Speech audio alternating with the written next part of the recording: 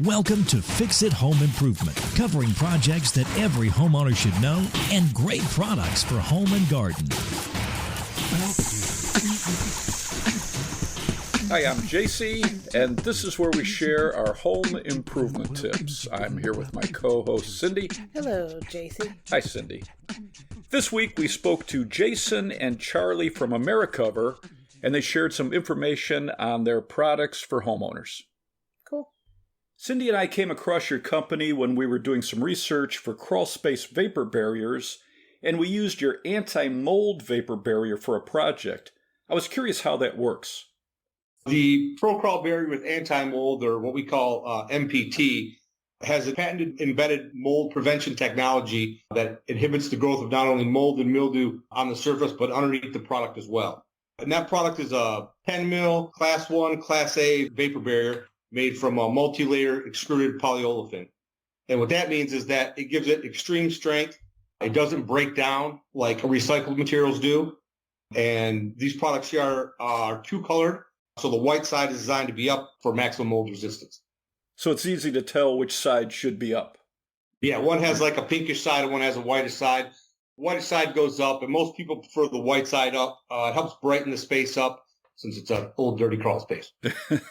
Right. You mentioned Class 1. Is that considered the best quality? Correct, yeah. The vapor barriers are in classes 1, 2, and 3. They are classified on the perm rate of the product. And the perm rate is something that tells you how much water vapor transfers through the material. And Class 1 is the highest class, and all of our vapor barriers are Class 1 vapor barriers. If a homeowner's putting down a vapor barrier, should they be looking for anything else other than a Class 1?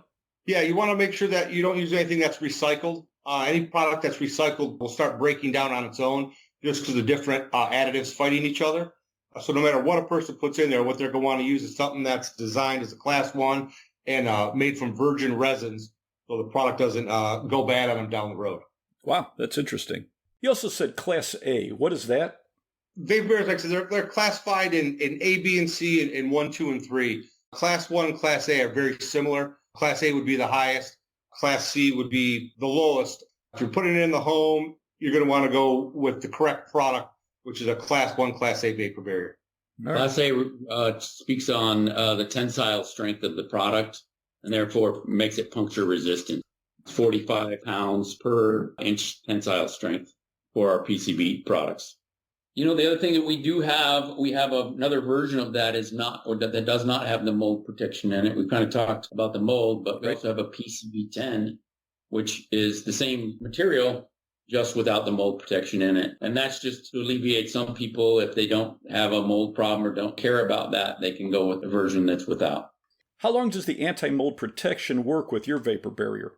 It's with the product forever. So again, since it's not a topical application or anything like that, since it's embedded in the product, it'll be there for the life of the product.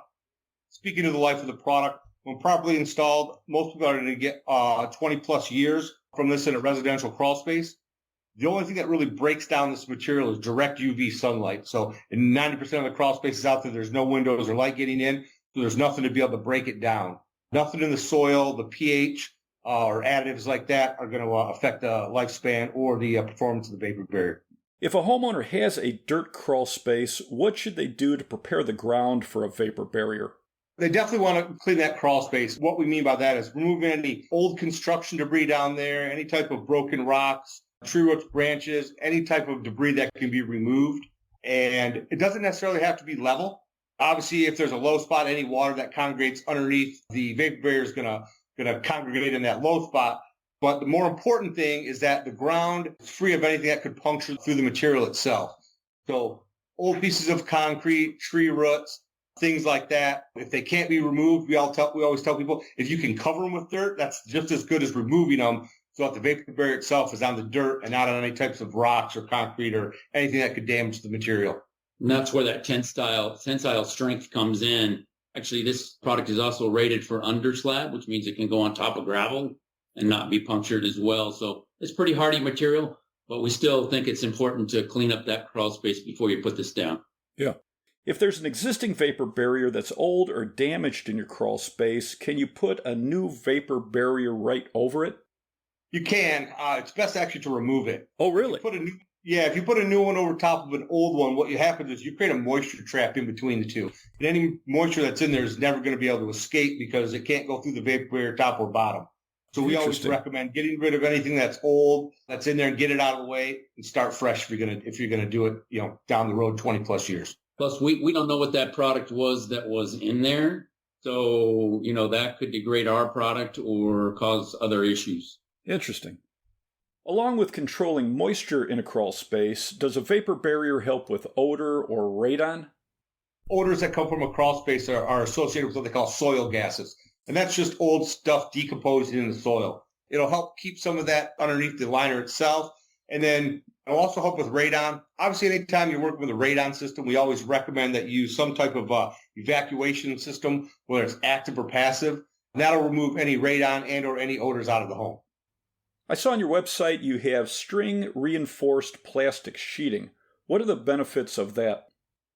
String reinforced plastic sheeting is like a high-tech version of Visqueen. The simplest way to describe it is string reinforced plastic sheeting is made like a sandwich. It has a bottom layer of plastic, and then it has a layer of molten plastic. Then it has a layer of the reinforced gridwork string. Then it has another layer of molten plastic. And then it has the top skin or the top sheet. It's put together under heat and pressure and bonded together as one piece when it comes out. So the material is multiple layers thick, so like plywood, the layers, and also with the string, it acts as a rip stop. If somehow the material gets punctured, it has to rip every one of those or break every one of those polyester strings one at a time for the rip to get bigger. So unlike regular Visqueen, that once it rips, there's nothing to stop it. It kind of just runs like a zipper. This will help keep any rips or tears in the product from getting any larger when it's used in a more heavy-duty application. It can be used as a vapor barrier in a crawl space. The string reinforced products range from 6 mil up to 20 mil. They're available in clear, white on both sides, black on both sides, white on one side, black on the other, and also available in fire retardant and anti-static versions for some more high-tech applications. Simple applications for these products are for temporary walls and dust containment.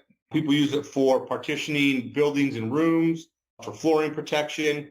They can be used in vapor barriers for in walls, in ceilings. It can also be used as an insulation cover if somebody didn't want to go through the expense and the time and the hassle of drywalling a building after the insulation's in. You can go back with one of these products, put it right over top of the insulation itself, and have a finished surface. The other piece that we run into occasionally is that people have roofing damage. Our string reinforced poly is great for that too, so that they can put this up there, use some fairing strips and tack it down until they can get to that repair. At least their water's not going to get in their house at that point and cause damage. Yeah. For contractors, when it comes to what Charlie was just mentioning with the roof tarps, we stock them in large sizes, 40 by 100, 60 by 100. So if a contractor buys one of those, has it in his shop, and hurricane comes through, tornado, anything like that, a roof is damaged, then he's got something big enough that he can cover an entire building with in one try until it's time to get in there and do some actual work on the building itself. You mentioned mills. If someone's putting down a crawl space vapor barrier, what thickness should they be looking for? The basic recommendation is a 6 mil, and as the number gets bigger, the material gets thicker.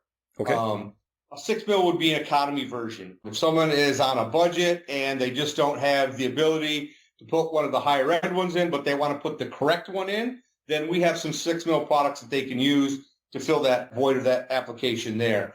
The next group that we have would be products that are in the 8 to 12 mil range, which we would call a medium duty product. And those are designed to go in crawl spaces that are hard ground or all of the debris has been removed. If there's a little bit of things that couldn't be covered up, rocks or tree roots, things like that, the materials are generally thick enough that they can be walked down without being punctured through. And then we have our highest end, which is our 20 mil product. It's definitely the thickest and the most heavy duty product out there. It can be put over pea gravel and be walked on and things like that without the risk of puncturing it. And that's kind of why we created our PCB lines, the PCB MPT and the PCB 10. That's the sweet spot where you want to be at least 10 mil. The other thing that we use the 20 mil string reinforced for often is if somebody's got a crawl space where they're going to do a lot of work. In other words, they're going to be traveling in that crawl space quite often. People store their Christmas decorations down there or whatever, or use it for storage, and they're in and out of there a lot. Then you got that travel, so you want to have something a little thicker and more protective. If you already have a vapor barrier down and you don't know how thick it is, you have floor covers that can be used as a walkway. So if you have to routinely check a furnace or go into your crawl space often. And that's a perfect example too. When people have equipment down in there and they're always worried about, lots of traffic in and out of there. And when I say lots of traffic, that may only be once or twice a month. Maybe most people don't go down in a crawl space. Right. But yeah, by putting the deck cover down, which is a 30 or 36 inch wide, 14 mil or 30 mil thick product, it acts as a walkway. It's not really padded, but it has enough thickness to it that it's going to give a lot of protection and act as a perfect walkway in a crawl space. Yeah. Another product you have is called Rapid Wall Cover. What is that? That's a pre-taped painter's plastic, basically. It's got a 2-inch tape on the top of it, and then it's 10 foot wide, even though the roll is much smaller because it's folded down. It works well anytime you're doing any kind of painting or restoration in your house. This can go over cabinets, over countertops, over furniture, whatever you need it to go over. What's unique about ours compared to some of the others out there is it has a high cling rate for whatever you're putting it over. And then our 2-inch tape, which most people are using 3/4 of an inch or less. So it has great hold when you're using it for those painting applications. And how long is that roll? That's a 10 by 100 foot roll with a 2-inch tape on it. How long can you keep the tape on a surface before it should be removed? We normally only recommend 30 days maximum for any of our tape products. You have light deprivation films. What would those be used for? It was originally designed and invented for the cannabis industry. Okay. It gives them, it's something that, again, we never thought we'd get into until we had so many people calling us for a need for it that we went and developed this product on our own. It's a product that we developed in-house here to solve the problem that these growers in the fields were having. They were just using regular black visqueen, which lets light through. It's not strong enough. It gets ripped and torn real easy. It's an 8 mil string reinforced product. It's black on one side, it's white on the other, and it's a 100% light blocking film. So when applied to a greenhouse during the middle of the day, it could be draped over a greenhouse and the plants inside thinks it's night. In the same line of covers, we also have a product called Solascrim, which would be our clear version, and that's a 10 mil clear string reinforced film to cover a greenhouse as well. What are root barrier products used for? Yeah, so the root barrier is a HDPE product, a high-density polyethylene, and a lot of times what you'll have is a problem with roots going into your sidewalks. And so we can provide this product so that you can create a trench, bury this along the sidewalk, and keep the roots from coming up under the sidewalk and causing problems for you, either raising the sidewalk or cracking it. That goes anywhere from 20 mil all the way up to 100 mil, which is pretty thick material at that point. And another application for that root barrier is for a pond liner or a ditch liner application. The same HDPE material, the high-density polyethylene, we prefabricate pond liners for folks. So if a guy was looking for a farm pond, a golf course, somebody wants to put a swimming pond in the back, they can call us up and say, hey, we got a pond that we want to dig that's 100 by 150, and we can prefabricate them a liner in one piece so that once the hole is dug for the pond, they can basically set the liner in it, anchor it around the top, fill it with water, and go swimming. When homeowners are looking at these products, they'll see HDPE, LLDPE, and PVC. What are the differences? HDPE and LLDPE are very similar product. One's a high-density polyethylene, one's a low-density polyethylene. The low-density polyethylene has some plasticizers put in it, so it makes the material much more flexible and easy to move. PVC, on the other hand, is polyvinyl chloride, and it's a great flexible product. It has long life outdoors.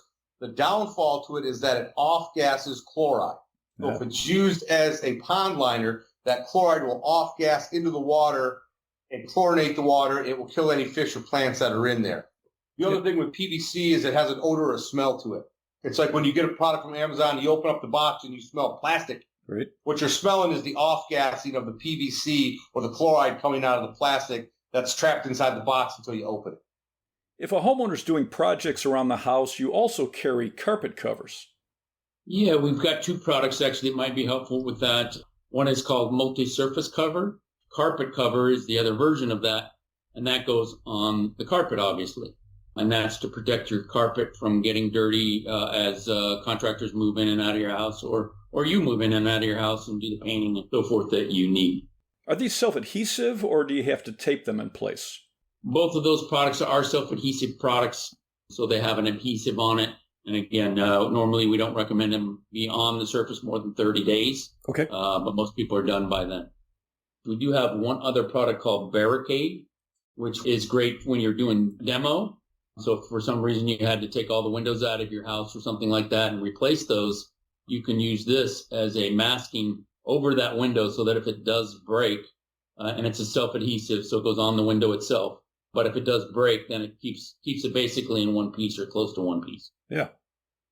If someone wanted to learn more about your products, where would we go?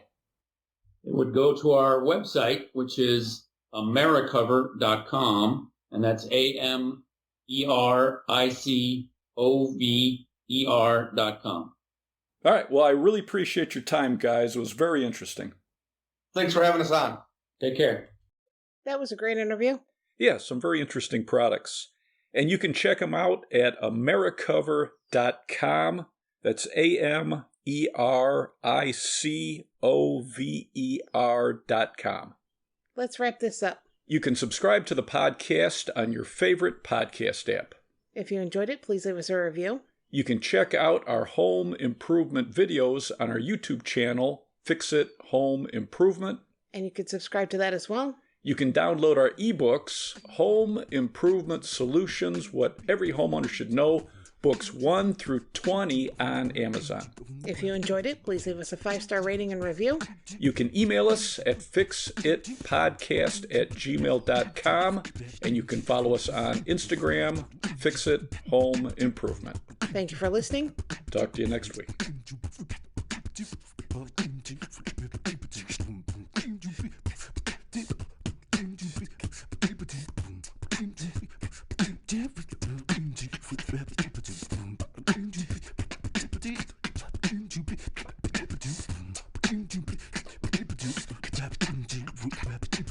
you.